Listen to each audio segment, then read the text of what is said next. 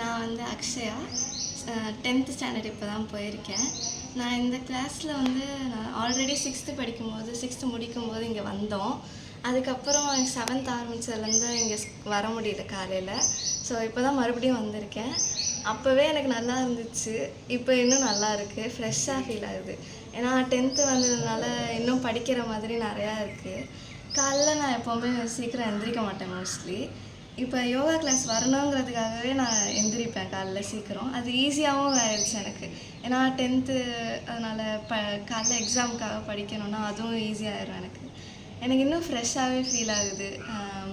ஏன்னா இதுக்கு முன்னாடி அந்தளவுக்குலாம் எனக்கு என்னை பிடிக்காது அந்தளவுக்கு மோஸ்ட்லி.